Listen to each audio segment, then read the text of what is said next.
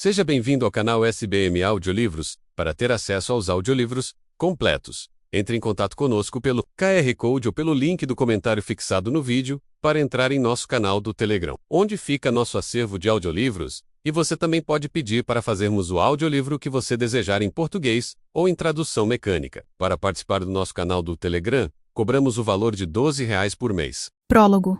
Centenas de anos atrás. A fita que prendia os pulsos deles era vermelha como uma ferida. Era o fim do sol Manudur, e um belo dia para um casamento. Nuvens escassas passavam pelo céu pálido. O mar atingia os calhaus espalhados pela praia, e o sol da tarde salpicava a sua superfície com fragmentos de luz dourada. As rochas surgiam em meio à espuma rasa, envoltas em sal e nos resquícios de cantos de sereias. Para aqueles que acreditavam em tais coisas, o que não era o caso da noiva, mas ela acreditava no amor e no homem que estava diante dela. O longo cabelo castanho do noivo estava adornado com fios de cobre.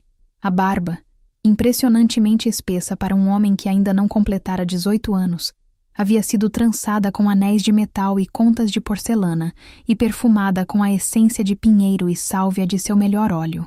Ele vestia uma elegante túnica de cor escura, que combinava com a calça, usava um bracelete de ouro e um cinto de couro amarrado na cintura, do qual pendia uma gloriosa espada com punho cravejado de rubis. Uma herança de família. Um sorriso largo se abria no rosto do noivo, enquanto seus olhos brilhavam de alegria.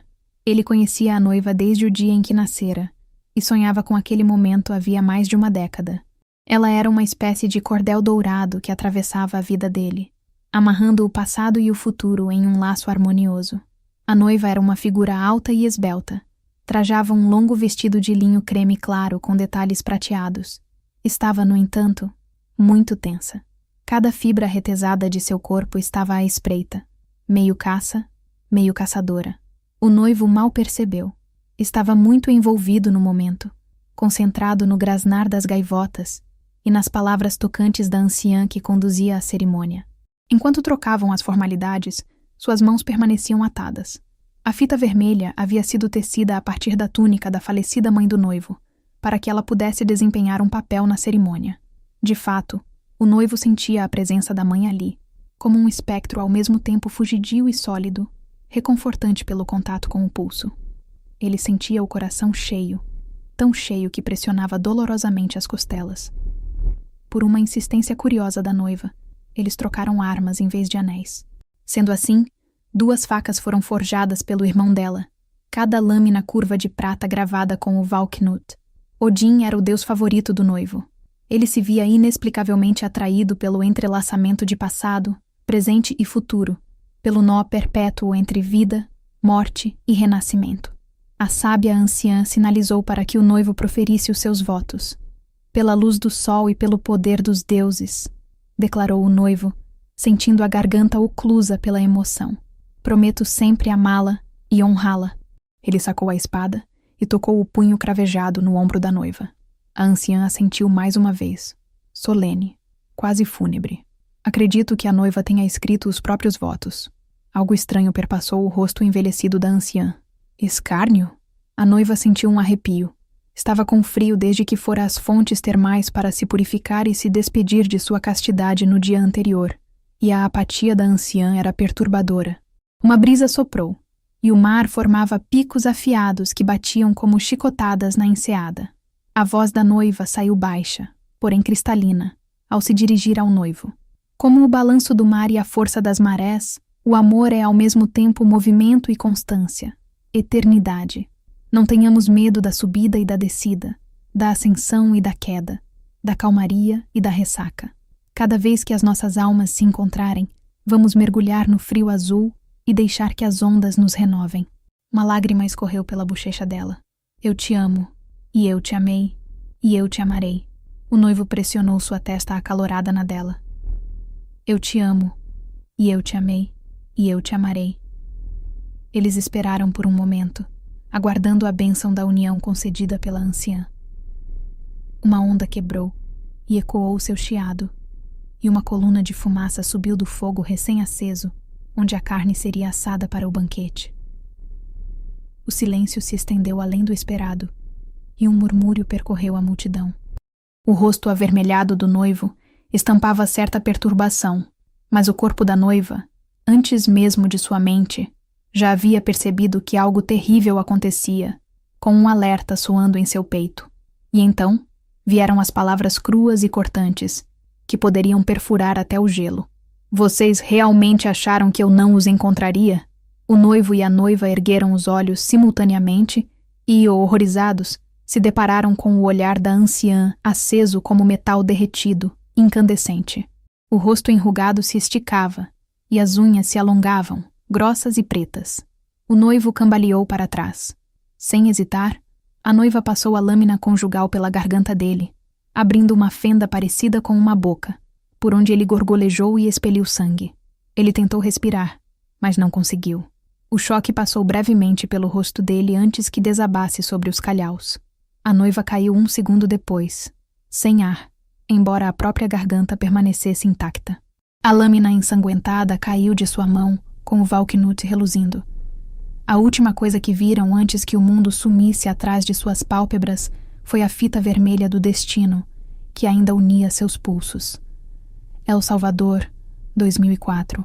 A mesa de jantar estava posta para um banquete, mas as facas grandes e afiadas haviam sido escondidas. A última coisa de que precisávamos era de um oligarca esfaqueado enquanto a carne assada era servida. 12 de nós nos sentávamos ao redor do banquete, a família Sola de um lado e a Quinones do outro. Os empregados corriam por todo lado, colocando à nossa frente pratos azuis cheios de pupusas e mandioca frita. O fogo das velas em candelabros de prata tremeluzia, e os passos ecoavam sob o teto abobadado. O ar cheirava a defumado e coentro. "Como está a produção de pacamara?" perguntou papai, tentando disfarçar a tensão na voz. Os nossos convidados eram proprietários de uma grande plantação de café em Chalatenango. Um ano ruim para o crescimento, não? Quase nenhuma estação chuvosa. O Sr. Quinones mudou de posição na cadeira de madeira. Rafael tem experimentado novas técnicas de processamento e a qualidade se mostrou excepcional. Ele fitou meu pai com um olhar desafiador. "Vamos nos encontrar com um grande comprador europeu na semana que vem." "Fico feliz em ouvir isso", comentou papai, com certa tensão nos lábios. Era visível que nunca tinha estado menos feliz em ouvir algo em toda a sua vida. Ele era conhecido por ser uma pessoa irascível, pelos xingamentos intermináveis e por seu temperamento explosivo, mas eu sabia que havia ternura lá no fundo. Seu gosto por rock, amor pela arquitetura e senso de humor ácido o denunciavam, além da adoração genuína que tinha pelos filhos, o que era evidenciado não por meio de elogios piegas ou histórias de ninar, e sim pela maneira como se esforçava ao máximo para nos dar uma vida boa. Eu sentia a falta dele antes mesmo de partir. Um tipo de tristeza antecipada, a qual eu havia me acostumado nos últimos séculos. Em uma tentativa falida de autopreservação, minha mente ensaiava a dor da perda antes que a morte chegasse, como se praticar fosse amenizar o golpe. Nunca amenizou. O meu aniversário de 18 anos seria dentro de alguns dias, o que significava que em breve eu estaria morta. E na próxima vida, papai seria apenas um estranho. Sem pensar de forma consciente, estudei com olhar cuidadoso nossos convidados. Depois os empregados circulando em volta da mesa, procurando aquela centelha, aquela sensação, aquela coisa. Entretanto, minha atenção não se fixou em nada. Em ninguém. Suspeito. Examinar rostos era um tique tão natural para mim quanto respirar. A hipervigilância nunca havia me salvado antes, mas era um comportamento arraigado demais para ser revertido. "Buen provecho", anunciou mamãe, gesticulando para que os nossos convidados comessem. Ela era a anfitriã perfeita em seu vestido branco de mangas bufantes e batom vermelho forte, embora houvesse uma preocupação estampada nos olhos. "Vai ficar tudo bem, mamãe", sussurrara para ela na cozinha antes da chegada dos convidados. "Vocês todos querem o melhor para os seus filhos. Isso é tudo o que importa." Ela apertara minha mão, suspirando. "Você sempre pensa o melhor das pessoas, das situações. Não sei de onde você veio, mi raio de sol, mas espero que nunca mude." A família Sola e a família Quinones eram velhas amigas que se tornaram inimigas ferrenhas. Os nossos interesses se alinharam principalmente ao longo do século XX, quando nossas plantações eram vizinhas. até que ambas as fazendas foram destruídas por um maldito incendiário no início da Guerra Civil. As famílias acusaram uma a outra pelo incêndio, retorquindo que a tentativa de sabotar a concorrência havia sido um tiro pela culatra. Uma trégua temporária, enfim, tinha sido convocada, porque o coração tolo de Silvia, minha irmã, se apaixonara pelo filho mais velho dos Quinones, e nossos pais preferiam que qualquer derramamento de sangue ocorresse antes do casamento. Então, começou o Sr. Quinones, sinalizando que a conversa fiada chegara ao fim. Ele fincou o garfo em um pedaço de carne com bordas escurecidas e parou a meio caminho da boca. Papai fechou a cara. Então, o Sr. Quinones estreitou os olhos e nenhum dos dois disse mais nada. Podemos pular a encenação estilo Montecchio Capuleto, não? Perguntei de modo animado, enchendo a boca de mandioca frita. Pelas crianças? Um pouco imprudente, talvez, mas em minha defesa, eu era um ser imortal prestes a morrer a qualquer momento. Isso sempre acontecia quando a data de minha morte se aproximava. A língua ficava mais solta, os segredos saíam, e eu falava as coisas que precisavam ser ditas e que nunca eram. Mamãe me lançou um olhar de pessoa traída, enquanto Rafael Quinones, o filho do meio da outra família, abafou uma risada do lado oposto da mesa. Seu cabelo castanho escuro caía em ondas ao redor do rosto, e seus lábios se curvaram em um sorriso reprimido. No Seastandunda, sibilou minha avó, que em geral se mantinha em silêncio. No entanto, estava sempre me pedindo para não ser tão idiota. Dei de ombros. Deveríamos estar comemorando. Afinal, o amor está no ar. Love is in the air. Cantei essa última parte com entusiasmo desafinado, e Rafael não conseguiu suprimir o riso. Papai olhou para mim em advertência.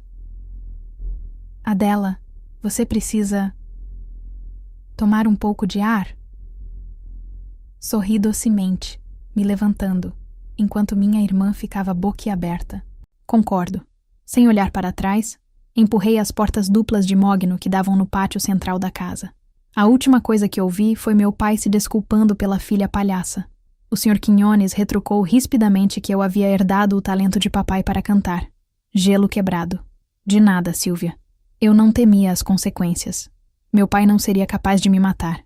Somente uma coisa, somente uma pessoa, seria capaz. Do lado de fora, o ar da noite estava quente e estagnado. Os ipês estavam lindamente floridos, as flores cor-de-rosa caindo sedutoramente como dançarinas em saias rodadas. Todas as venezianas azul cobalto estavam abertas. Caminhei pelos ladrilhos terracota até a pequena piscina em formato de rim no canto mais distante. Ficava na sombra parcial de uma laranjeira, e havia algas verdes se juntando nos cantos turvos. Tirando as minhas alpargatas e levantando minha saia fluida, azul celeste, bordada com rosas vermelhas e douradas, me sentei na borda e coloquei os pés na água fria. Através de uma janela gradeada que dava para o interior da casa, ouvi um empregado deixar cair alguma coisa e praguejar com um puxica. As portas duplas se abriram e fecharam outra vez, deixando escapar uma erupção de vozes acaloradas. E por um instante, achei que minha mãe tinha vindo me dar um sermão sobre falar demais. Não era mamãe, era Rafael. Nós estudávamos na mesma escola particular e frequentávamos as mesmas boates enfumaçadas. No entanto, andávamos em círculos diferentes. Havia uma espécie de ódio que precisávamos encenar entre nós, embora não significasse tanto quanto nossos pais esperavam. Na realidade, eu só não ligava muito para ele. Ao vê-lo se aproximando, porém, minha respiração parou. Será... Não. Eu nunca havia sentido o menor lampejo de suspeita na presença dele. Que onda? Perguntou ele com passos leves nos ladrilhos. Eu não disse nada. Apenas estreitei os olhos. Você foi engraçada lá dentro. Havia um sorriso que se revelava em sua voz. Quase um flerte. Como se não se importasse com o que pode acontecer com você. Dei de ombros, tentando conter as batidas irregulares do meu coração. É tudo tão... Antes que eu pudesse terminar a frase, havia uma faca encostada na minha garganta. Uma descarga de adrenalina. Um vazio no meu estômago. A lâmina quente porque estivera guardada no bolso dele. Soltei um longo suspiro de sofrimento e deixei meus olhos se fecharem. Porra, Arden. O meu tom estava carregado de um tédio sarcástico, mas o meu peito retumbava. Não importava quantas vezes eu fosse assassinada. nunca ficava menos doloroso. E, na verdade, eu não tinha suspeitado de Rafael nem por um momento. Arden estava se aprimorando cada vez mais nisso. Como eu não tinha percebido? Como não tinha sentido aquele entrelace de almas dilacerante? Aquele magnetismo íntimo? Como eu poderia me proteger, sobreviver, se não visse a ameaça chegando? É uma pena, Evelyn, murmurou ele, com a respiração acariciando minha orelha como um lenço de seda.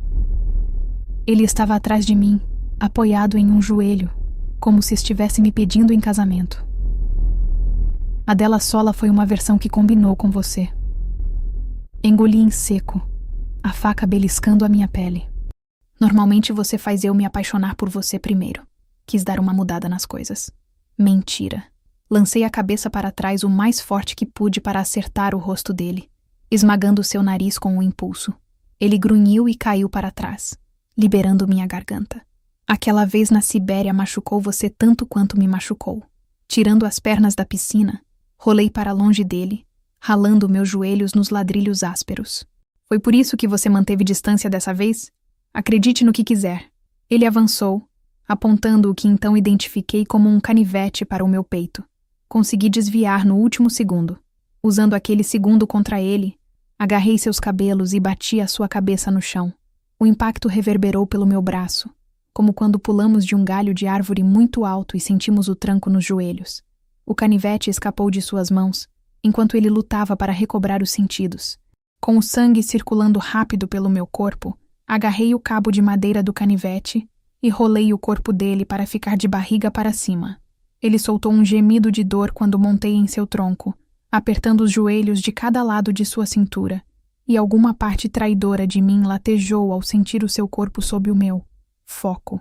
Desta vez eu queria olhá-lo nos olhos enquanto o matava, diferente de Nauru. Pressionei a ponta da lâmina sob o seu queixo. E ainda assim você não me diz por que me caça em todas as vidas. É um insulto que você não lembre. Os quadris de Arden se sacudiam bruscamente enquanto ele tentava me tirar de cima dele. E então, com um forte impulso repentino, conseguiu. A lâmina cortou sua garganta bem quando nós dois caímos na piscina. Com o corpo se debatendo, ele se engasgou com a água e o próprio sangue. A água estava morna e densa, e o canivete escorregou da minha mão já enfraquecida. Minha boca e meu nariz se encheram de cloro enquanto eu ofegava, tentando respirar, com as mãos se debatendo para longe dele, ou talvez indo na sua direção, em uma confusão de azulejos turquesa e um lampejo metálico e escarlate rodopiando na água. Então, como se as nossas linhas vitais estivessem fatalmente entrelaçadas, o meu pulso diminuiu. Um sol caindo abaixo do horizonte. Uma orquestra lenta desaparecendo. Sangue antigo escorrendo por uma ferida temporária. Esta breve vida voou diante de meus olhos. O canto horrível do meu pai, a testa franzida da minha irmã ao pintar as suas aquarelas, as agulhas de tricô da minha avó batendo umas nas outras, as tardes escaldantes com a minha mãe no empoeirado centro da cidade, os cheiros de argila, café e calor, tudo isso condenado ao fim desde o início. A tristeza se retorcia dentro de mim, pesada e intensa. A perda nunca se tornava mais fácil, o apagamento de cada história vivida, nunca menos desorientador. Momentos após o último suspiro afogado de Rafael, a escuridão que aos poucos tomava minha visão finalmente me engoliu por inteiro. Flutuando em uma poça de carmesim, os nossos corações pararam de bater como um. Toda vez, a mesma merda. País de Gales 2022. Tragédias pouco sutis atingiam a família Blythe com frequência, como um rio que inunda as mesmas casas ribeirinhas e miseráveis ano após ano. E não importava o quanto tentássemos nos prevenir, não havia como enganar a natureza, ou o tal Deus, ou o próprio diabo. É um devaneio humano, ou simplesmente soberba, pensar que podemos superar forças indomáveis como as estações do ano e o tempo. Pensar que é possível construir algum tipo de represa que proteja a vida da morte. Sabemos disso, mas não deixamos de tentar. Quando eu tinha 8 anos, meu pai foi morto na véspera de Natal por um motorista bêbado, enquanto caminhava do pub para casa. Preso contra uma parede de pedra, esmagado até que sangue escorresse pelos olhos, até que tudo nele se rompesse e explodisse. Uma tragédia, embora não a primeira, e com certeza não a última. Poucos meses depois, enterramos os pais dele, os nossos amados vovô e vovó. Eles morreram um seguido do outro. Ataque cardíaco e derrame. 2 peças de dominó devastadas demais para permanecerem de pé por mais tempo. Para piorar as coisas, 8 anos geralmente era a idade em que eu começava a me lembrar do meu destino final. A percepção vinha devagar, a princípio, como a sensação de uma tempestade se aproximando no horizonte, ou talvez uma bomba atômica, mas sem entender de verdade o que, quem ou porquê. Em seguida, imagens começavam a tomar forma. Uma faca no peito, um garrote em volta do pescoço, um veneno escorrendo pelo canto da boca. E então eu me lembrava. A partir desse ponto, passava os 6, 8 ou 10 anos seguintes me perguntando como e quando Arden atacaria de novo. Como e quando eu morreria pelas mãos dele. Ter que lidar com a minha morte iminente era uma coisa, mas fazer isso ao mesmo tempo que perdia metade da minha família era outra bem diferente. Depois de tantas vidas, depois de tanta crueldade, o fardo insuportável de ser humana estava começando a me cansar. O ciclo constante de amor e perda, tão inevitável e natural quanto as estações do ano. Ainda assim, eu tentava construir a represa que me salvaria. 2 semanas antes do meu aniversário de 18 anos, eu estava sentada no hospital onde os meus avós morreram, assistindo a minha irmã careca tocar violino. A última nota soou suave como veludo. A madeira bem polida do instrumento escondia-se sob o seu queixo pontudo e pálido, a concentração no seu rosto relaxando conforme ela olhava para cima com expectativa. Meninas, me deem licença.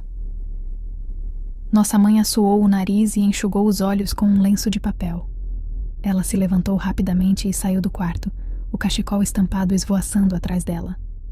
Sem a presença de seu perfume de alfazema, o quarto tinha cheiro de ar parado de hospital. Gracie revirou os olhos castanhos, repousando o violino no colo. Talvez eu devesse ter escolhido um instrumento menos melancólico. Bateria, quem sabe? Ou ukulele. A gente realmente acha que as enfermeiras podem me decapitar se eu começar a tocar banjo. Reconheci meu próprio sarcasmo na voz dela. Uma criança copiando a bravata da irmã mais velha. Mamãe só está assustada, eu disse. Você é o bebê dela. Eu tenho 14 anos, retrucou Gracie, como se isso colocasse um ponto final na discussão. Gracie tinha sido diagnosticada com leucemia havia cerca de 1 ano, quando finalmente teve os seus infinitos hematomas examinados. Tinha aguentado firme, na maior parte do tempo, embora eu tivesse a nítida sensação de que era para combater a tristeza exageradamente sentimental da minha mãe. Eu a entendia, sem dúvida, mas às vezes me via irritada por ela não conseguir reunir forças para demonstrar coragem e firmeza, pelo bem de Gracie. Na verdade, pensar em qualquer coisa ruim acontecendo com a minha irmã era profundamente doloroso para mim também, mesmo que não fosse provável que eu ainda estivesse viva para ver. Eu tinha amado muitos irmãos em muitas vidas, mas Gracie era com certeza a favorita. Perspicaz, estranha, brilhante de uma forma única. Tão viva. A imagem de seu corpo vazio dentro de um túmulo frio e úmido era tão incongruente que o meu corpo se curvava sobre si sempre que eu pensava nisso. E a ideia de que minha mãe ficaria sozinha naquela grande casa de fazenda, uma casa que havia sido ocupada por uma família que ela adorava, me partia ao meio. Porém, a coisa toda não chegaria a isso. Eu não deixaria. Gracie indicou o curativo bege no meu braço. Como foi a injeção de hoje? Os médicos estavam preparando o meu corpo para doar células-tronco. Nada comparado a químio. De acordo com a sua grande experiência com químio. Enrolei o cabelo em um coque. Dizem por aí que é um tanto quanto horrível. E ainda assim, era um verdadeiro milagre. Eu tinha vivido tempo suficiente para me lembrar das serras de metal atravessando ossos, dentes mordendo desesperadamente trapos encharcados. Tudo tão brutal e tão inútil. A medicina moderna era uma maravilha. Gracie olhou para o meu cabelo com inveja. Ela costumava ter os mesmos fios acobreados e macios. Estou um pouco careca, de fato. Mas, como sempre fui excêntrica, talvez a cabeça pontuda à mostra se encaixe com a minha personalidade. Posso começar a carregar uma foice para realmente assustar as pessoas. Uma imagem repentina e nítida veio a mim. uma foice apoiada contra uma parede de pedra escura. Pareceu algo visceralmente importante, mas não havia contexto ligado a ela. Os flashes de vidas passadas eram como pequenos fragmentos estilhaçados de um mosaico gigantesco, cuja imagem completa sempre estava fora do meu alcance. Era como um caleidoscópio, reorganizando o padrão das formas e cores toda vez que eu tentava entendê-lo. Eu me lembrava das últimas 5 ou 6 vidas em detalhes vívidos. As visões, os cheiros e as emoções, os grupos de entes queridos que eu havia deixado para trás, cada traço de cada novo rosto de Arden. Entretanto, as vidas anteriores a isso se tornavam gradualmente menos distintas, até que tudo se tornava um borrão. De vez em quando, um novo detalhe me vinha à mente, nítido e inconfundível, mas eu não conseguia lembrar como ele se encaixava no quadro geral da minha curiosa existência. Já havia vislumbrado imagens como uma fileira de piras sombrias perto de um porto agitado, um olival na ensolarada Andaluzia, um navio mercante nas turbulências agitadas do Oceano Índico, mas as conexões entre tudo isso se perderam no tempo, ou na minha limitada memória. E por baixo de tudo isso, soterrado em várias camadas de amor, medo, confusão, mágoa, tristeza e raiva, havia um porquê que havia me escapado por séculos. Ao longo de 100 vidas, busquei compreender esse porquê de todos os ângulos possíveis, do humano e mundano, um rancor, uma rivalidade, uma aposta, ao sobrenatural e misterioso, uma maldição antiga, um acordo com o diabo, uma criatura mística particularmente malévola e vingativa. Em alguns momentos, lampejos da verdade se manifestavam, como quando Arden deixou escapar, na sombria Sibéria, que um acordo feito tempos antes tinha selado o nosso destino. Contudo, nada sólido o suficiente se apresentara para tornar esse porquê uma estrutura robusta, e por razões que só algum Deus sabia, Arden nunca compartilhava de bom grado a nossa história de origem. Eu estava tão perdida nos meus pensamentos, absorta na imagem de uma foice afiada apoiada contra uma parede de pedra escura, que não percebi que Gracie estava falando. Ou melhor, performando. E pensei em como é segurar você, cada estação sua, proclamou ela, segurando nas mãos pálidas um livro de poesia encadernado em couro.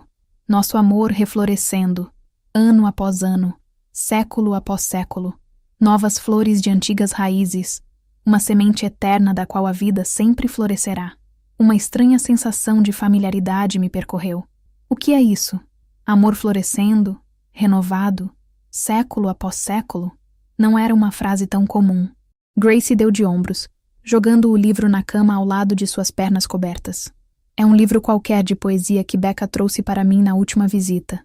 Becca era a melhor amiga igualmente macabra de Gracie, que só se vestia de preto e falava em uma voz baixa para disfarçar seu jeito alegre. Ela organizou uma espécie de caixa de cuidados para mim. Foi um pouco dramático. Sim, mas qual é o livro? Eu me inclinei para dar uma olhada melhor na capa. 1000 anos de você. Meu coração parou de bater por um momento. É o livro viral do momento, disse Gracie de modo sarcástico. Ela evitava, por princípio, tudo que fosse popular demais. Honestamente, o que Becca estava pensando? Tenho câncer, não mau gosto. Falando nisso, estou honrada que você ainda esteja usando o colar. Gracie apontou para a fita preta em volta do meu pescoço. Minha mão foi para a joia feia que ela havia confeccionado para mim algumas semanas antes. O pingente era um osso da sorte de frango que tinha sido descartado e ainda cheirava vagamente a tomilho assado. Era completamente nojento, mas, pelo olhar triunfante no rosto dela quando me entregou o presente, eu sabia que era um desafio. Eu teria que fingir que gostava daquilo e usá-lo o tempo todo, mesmo que fosse literalmente um pedaço de carcaça. E se eu o tirasse, Gracie me faria sentir culpada por meses. Mordi o lábio, tentando esquecer o livro de poesia estranhamente adequado à minha situação. Sim, é lindo. Ela pressionou os lábios, tentando não rir. Um barulho metálico repentino ecoou do corredor, como se um carrinho de suprimentos tivesse virado. E eu dei um pulo onde estava sentada. Os meus nervos nunca mais foram os mesmos desde a Primeira Guerra Mundial. Como se ser caçada como um animal por toda a existência não fosse desgastante o suficiente. Observei a porta por um tempinho, em parte esperando que Arden surgisse, mas nenhuma silhueta assassina se materializou. Qual é a primeira coisa que vai fazer quando sair daqui? Perguntei à minha irmã, com a voz um pouco trêmula, como barras frágeis e frouxas de uma gaiola. Porque, é óbvio, você vai sair daqui, Gracie. Eu prometo. O mais absurdo era que eu realmente acreditava nisso. Por que essa obsessão com coisas que talvez façamos no futuro? Gracie sorriu. Você é tão sonhadora. Você fala como se isso fosse uma doença fatal. Ela me lançou um olhar penetrante. Eu encontrei a sua lista trágica. As coisas que você vai fazer quando for adulta. Como se a vida adulta fosse um estado mítico. Minhas bochechas ficaram quentes. Eu tinha feito uma lista daquela em todas as vidas que podia me lembrar. Cheia de coisas que eu faria quando quebrasse a maldição e finalmente vivesse. Se você consegue imaginar um futuro, então com toda certeza ele deve ser real. Deve ser possível. Sou otimista, ok? Então, o que você vai fazer quando estiver livre de tudo isso? Gracie refletiu sobre a pergunta, brincando distraidamente com as cordas do violino. Ir para o cemitério. Por quê? Eu esperava que o motivo fosse algo profundo, como visitar os túmulos da nossa família ou prestar homenagem aos amigos do hospital que haviam partido. Gracie coçou o queixo. Um dos meus antigos professores morreu. Uma vez, ele me chamou de perturbada. Eu gostaria muito de depredar a lápide dele. Assim que minhas gargalhadas chocadas diminuíram, verifiquei meu pequeno relógio dourado e dei um pulo ao ver as horas. Merda, vou me atrasar para o trabalho. Peguei a mochila do chão de linóleo desbotado e me levantei, relutante. Minha visão ficou turva. Agulhas me davam tontura. Só que isso parecia uma coisa patética sobre a qual reclamar, dado o que Gracie estava passando. Também fazia muito pouco sentido. Certa vez, meu tronco foi explodido por uma granada. Mas, obviamente, um profissional da saúde treinado me espetar para um exame de sangue passava de todos os limites. Virando a partitura no suporte ao lado da cama, Gracie ajustou o fino cobertor azul, pegou o violino e disse: "Tchau, cara de pudim." Embora eu intrinsecamente me considerasse Evelyn, aquele apelido carinhoso era uma das muitas razões pelas quais me sentia tão em casa como Branwen Blythe. Jogando a mochila por cima do ombro, dei um beijo na testa de Gracie. "Também te amo, cara de mingau. Você não pode sacanear a cara de um paciente com leucemia", gritou ela. "Sua filha da mãe insensível." Olhei para ela brevemente antes de ir, sentindo meus pulmões inflarem como um balão, preenchidos pelo amor que sentia. Gracie tinha sido a única coisa que mantivera nossa mãe e eu sãs depois da morte de nosso pai. Ela era nova demais para entender a gravidade da situação. Então passou os meses seguintes contando piadas horríveis e interpretando solilóquios dramáticos usando uma máscara veneziana, dançando foxtrot pela sala de estar nos saltos mais altos da minha mãe enquanto chorávamos perto da lareira. Ela era ao mesmo tempo um raio de luz do sol e uma sombra gótica. Uma das primeiras frases completas que aprendeu a falar foi: "As sombras estão muito quietas hoje." Houve um período de 6 meses em que ela vestia roupas listradas e fingia que era mímica de manhã, à tarde e à noite. Os professores da escola queriam ficar bravos com aquilo, mas era impossível não rir com as expressões faciais de desenho animado e as apresentações cuidadosamente coreografadas que ela fazia. Uma artista nata. Uma estranheza única. Parecia tão injusto que alguém tão cheia de vida pudesse ser apagada por uma doença brutal. No entanto, ainda que eu tivesse perdido muitas pessoas em muitas vidas, poderia salvá-la. Um poder raro. Um presente em uma eternidade de maldições. Só tinha que sobreviver o suficiente para isso. Eu faria 18 anos em exatamente 2 semanas. O procedimento com células-tronco estava programado para dali a 4 dias, após a injeção final de reforço celular. Eu era a única parente cujo tecido correspondia ao de Gracie. Sem mim, ela teria que entrar em um cadastro nacional com uma lista de espera tão longa quanto o rio Wye. Se Arden me encontrasse antes do procedimento, minha irmã morreria também. País de Gales, 2022. Andar em público fazia eu me sentir nervosa e exposta, como se tivesse levantado de uma mesa de cirurgia no meio de um transplante de coração com o peito aberto. Seguindo meu treinamento rigoroso, caminhei em alerta máximo, examinando cada rosto, familiar ou não, em busca daquela sensação de reconhecimento. daquela sensação de puxão das amarras que nos uniam, daquele estalo de medo inato. Não que isso tivesse me salvado em El Salvador. Meu olhar tinha passado direto por Rafael Quiñones. Arden poderia estar em qualquer lugar, poderia ser qualquer pessoa, e só precisava de um lapso momentâneo de concentração para atacar. Uma faca nas costas, uma bala na cabeça. Não importava o quão descarado fosse, ele não precisava escapar impune, porque morreria também. Nossas linhas vitais, entrelaçadas fatalmente. Mais 4 dias. Eu só precisava evitar meu assassinato por mais 4 dias. Todos os instintos me diziam para passar aqueles 4 dias escondida, mas precisavam de mim no hospital para as injeções. E eu já tinha aprendido por outras experiências amargas que ficar parada em um só lugar me tornava um alvo fácil. Já que eu era mesmo um alvo, era melhor ser um alvo em movimento. Na saída do refeitório, no andar térreo, passei por minha mãe, que trazia um copo de café para a viagem em cada mão e um pacote de amêndoas debaixo do braço. Seu nariz estava rosado pelo constante fluxo de lenços para assoar. Ela me estendeu um dos copos e gesticulou para o pacote de amêndoas. O médico disse que Gracie precisa comer de forma saudável, e Deus sabe que ela prefere se esfolar viva do que comer um vegetal. Soltei um suspiro. Não acho que o câncer consiga diferenciar amêndoas de balas de gelatina azedinhas. Ela balançou a cabeça com um sorriso estreito. Minha nossa, vocês duas são tão... fazem a coisa toda parecer engraçada. Tanta brincadeira e sarcasmo. Talvez seja uma coisa geracional. Se ao menos pudesse dizer que a minha geração original havia nascido mais de 1000 anos antes da dela. A maioria dos adultos e figuras de autoridade agia como se tivesse vivido mais tempo do que eu e, portanto, compreendesse melhor a vida. Embora nunca tivesse vivido além dos 18 anos e o meu lobo frontal nunca tivesse se formado por completo, eu tinha visto muita coisa. Se quer meu conselho, comecei. Acho que Gracie agradeceria se você tentasse fazer o mesmo. Tire um pouco dessa tensão toda. Lembra como ela nos fez sorrir depois que o papai morreu? A gente deve isso a ela, tentar fazer o mesmo. Então, quem sabe, sorria de vez em quando. Tire sarro da cara dela. Chame a Gracie de ovo podre. Ou, no mínimo, aprenda a dançar foxtrot. Minha mãe sorriu, mas foi um sorriso que não alcançou seus olhos. Vou tentar. Quando saí do hospital, passei por Dylan, o ajudante que estava trabalhando na fazenda da minha mãe nos últimos 2 anos.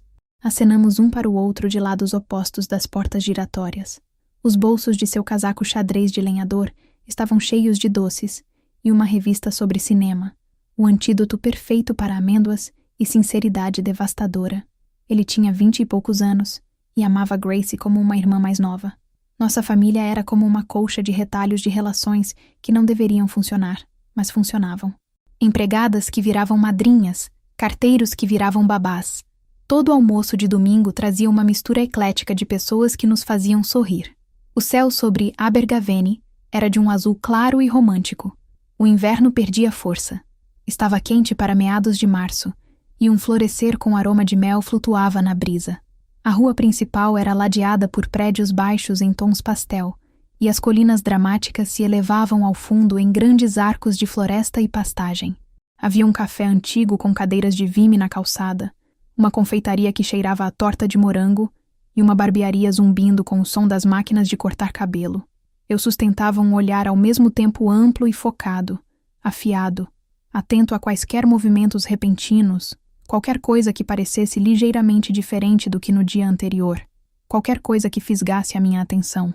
Era exaustivo viver nesse estado intenso de alerta, sob essa necessidade constante de vigilância. Mas, se isso me mantivesse viva por tempo suficiente para salvar Gracie, valeria cada segundo. Do lado de fora da floricultura, havia um rosto não familiar, e o meu coração deu um salto. Um garoto estava perto dos baldes prateados com flores, examinando os buquês.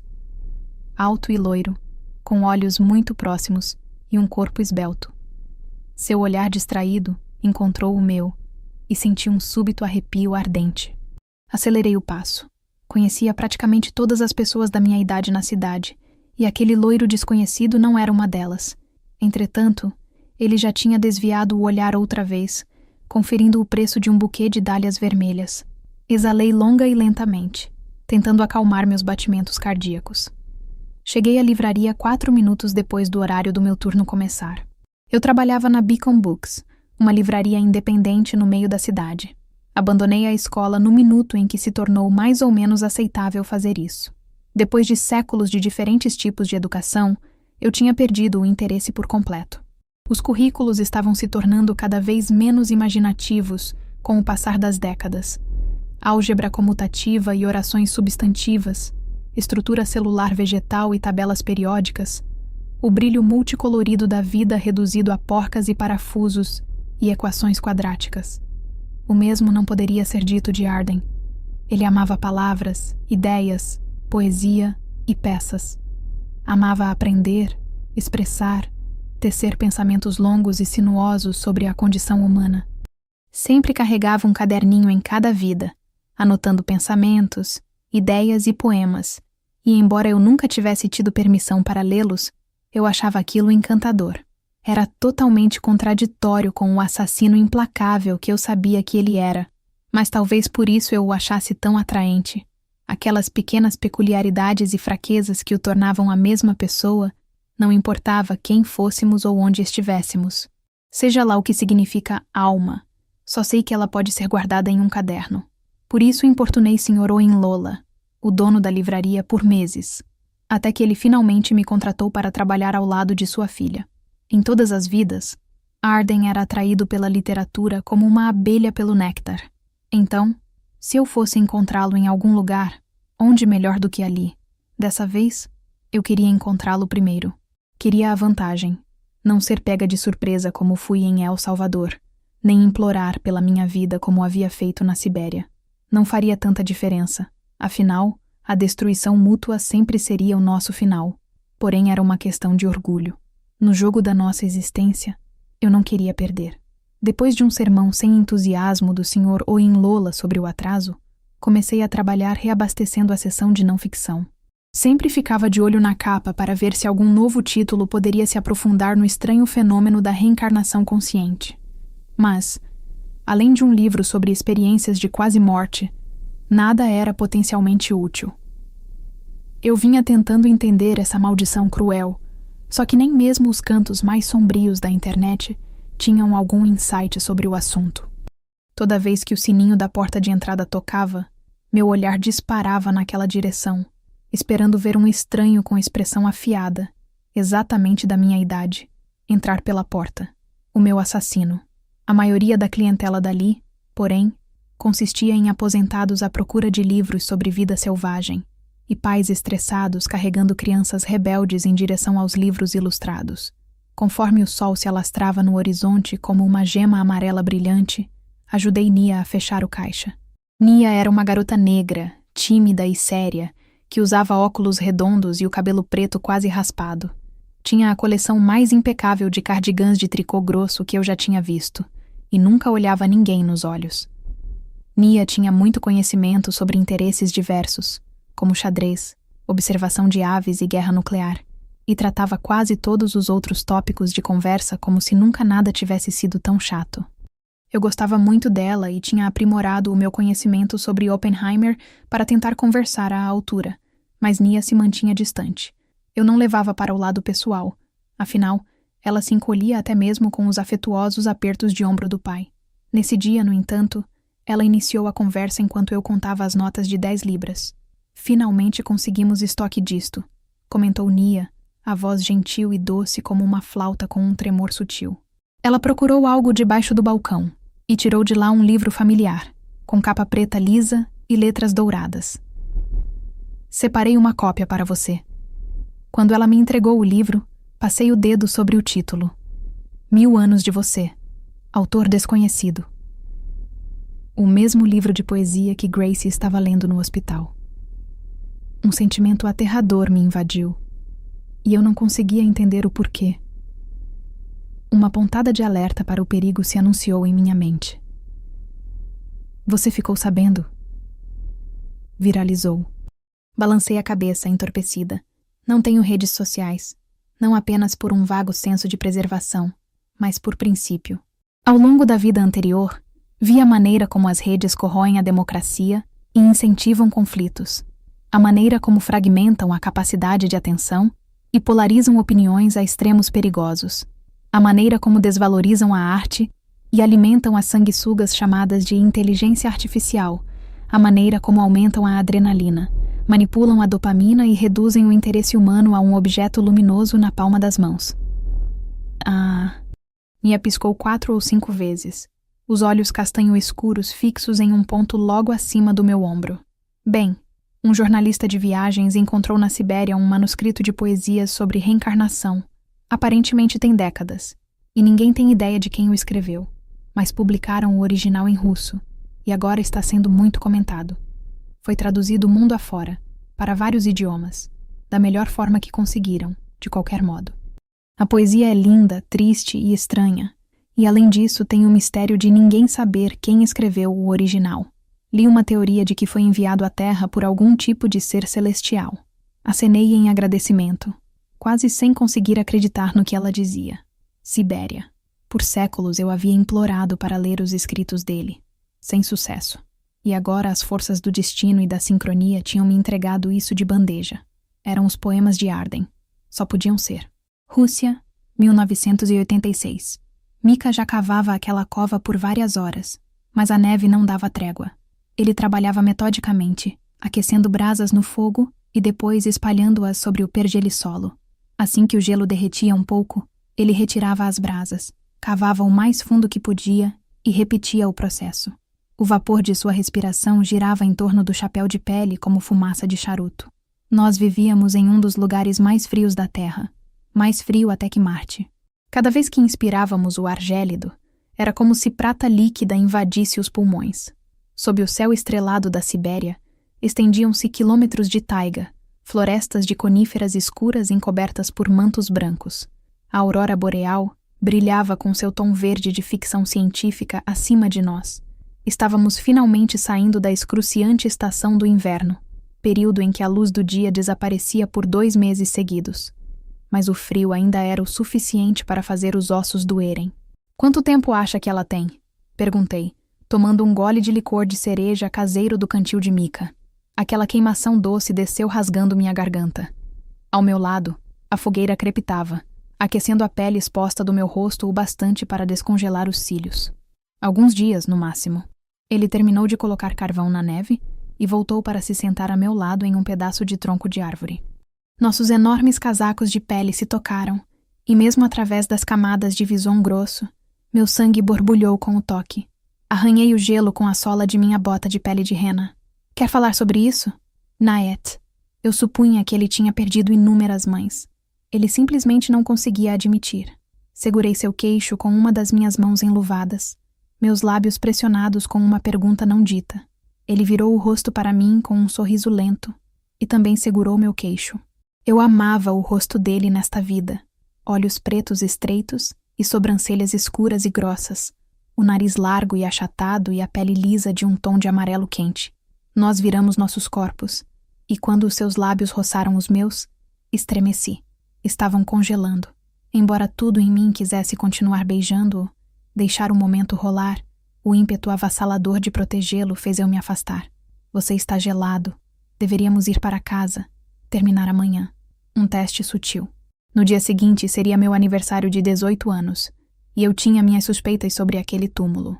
No entanto, nenhum de nós havia admitido conhecer a verdadeira identidade um do outro. Ali, não éramos Arden e Evelyn. Éramos Mika e Nadezhda, 2 siberianos simples que se apaixonaram aos 14 anos, quando nossos pais nos levaram para pescar no gelo. Ainda me lembrava da descarga de adrenalina que senti quando vi Mika pela primeira vez, a consciência visceral de que já nos conhecíamos. O magnetismo bruto que havia nos aproximado, como se eu fosse um planeta ao redor do qual ele sempre orbitaria. Estou bem. Havia certa raiva nas palavras dele que eu não entendi bem. Mika. Coloquei a mão sobre a dele no tronco áspero da árvore. Depois do que aconteceu com os seus dedos, eu disse que estou bem, ok? Ele moveu a mão para longe da minha. a mão que havia sucumbido a uma queimadura de gelo no inverno passado. Mika estava resgatando meu pai, que tinha se ferido enquanto caçava, e perdeu a noção da dor congelante no próprio corpo.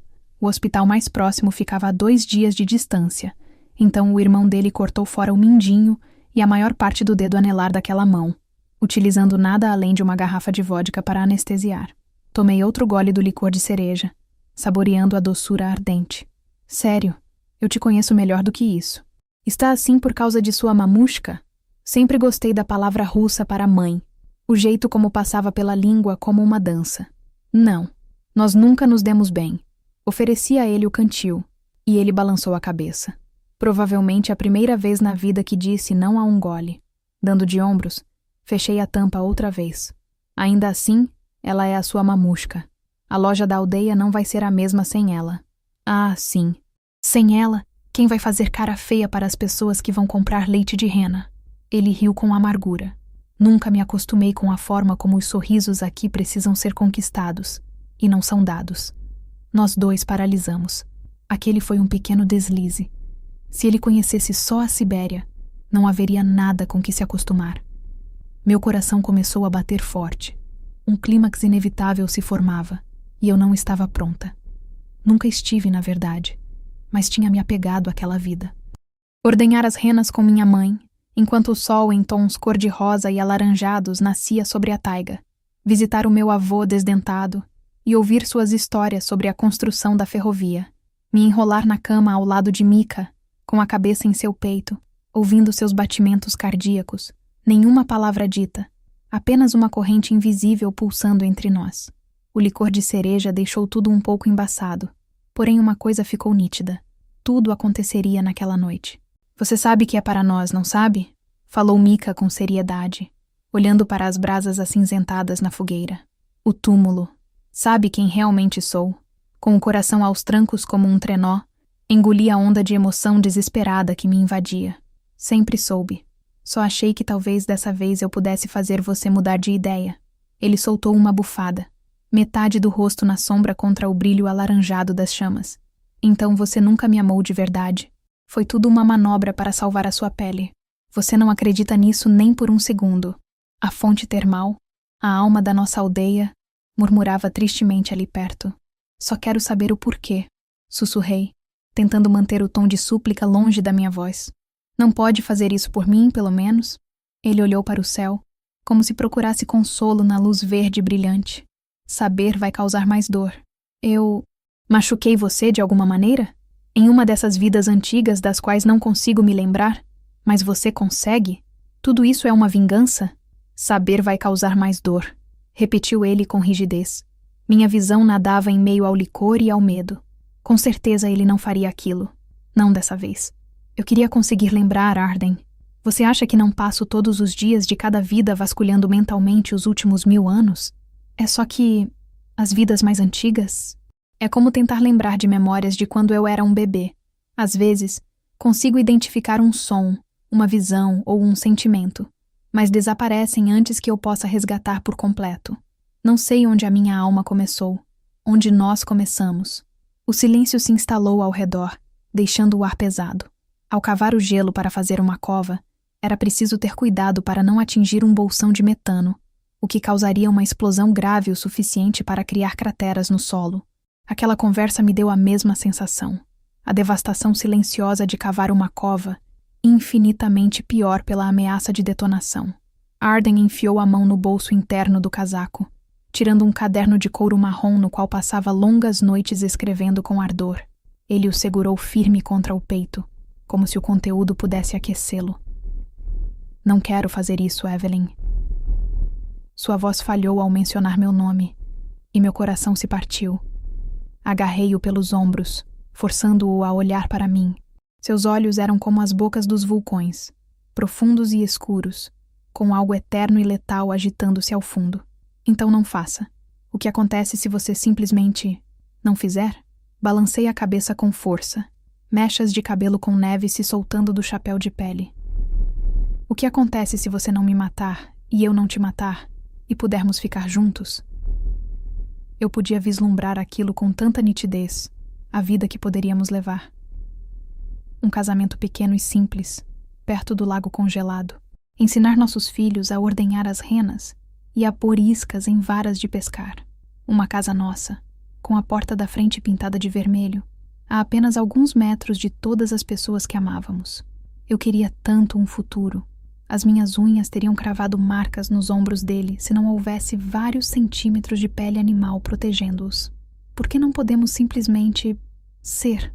O arrependimento passou como um filme mudo em seu lindo rosto. Será que ele também conseguia vislumbrar? O futuro se desdobrando diante de nós. Se ele fizesse uma escolha diferente? Ou estava tão determinado a repetir o ciclo que não se permitia nem imaginar? Com uma expressão de dor, Arden gesticulou para o cantil. É tarde demais. Toda a minha esperança tola evaporou. O licor de cereja, misturado com um veneno sonolento. Eu sabia que a minha determinação vacilaria no último minuto, sussurrou ele, cada palavra me perfurando. Faremos 18 anos amanhã.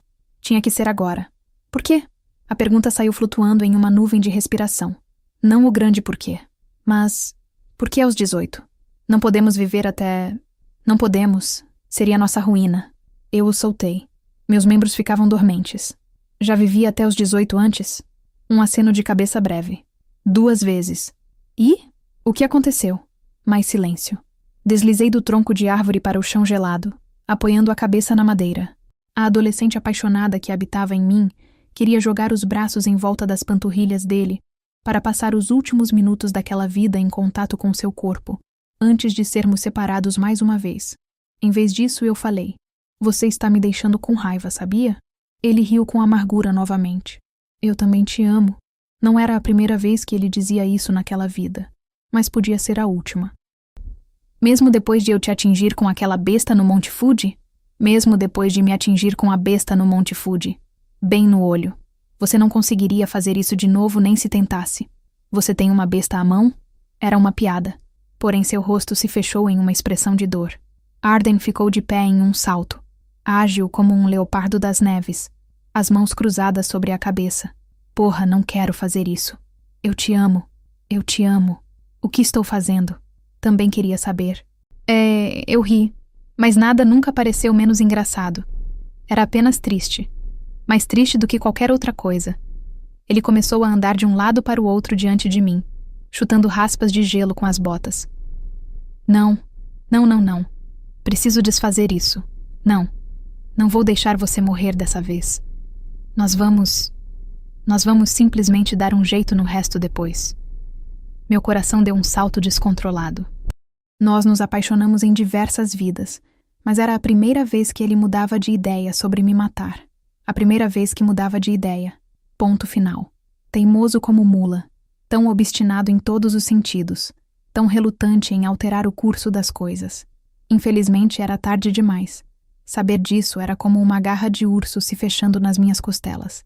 Tem antídoto?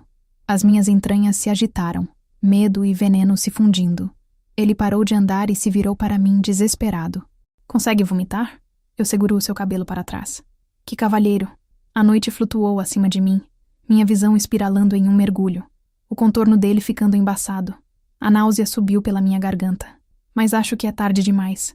Está tudo... Ele sufocou um soluço. Sinto muito mesmo. Por que dessa vez? Por que dessa vez você mudou de ideia?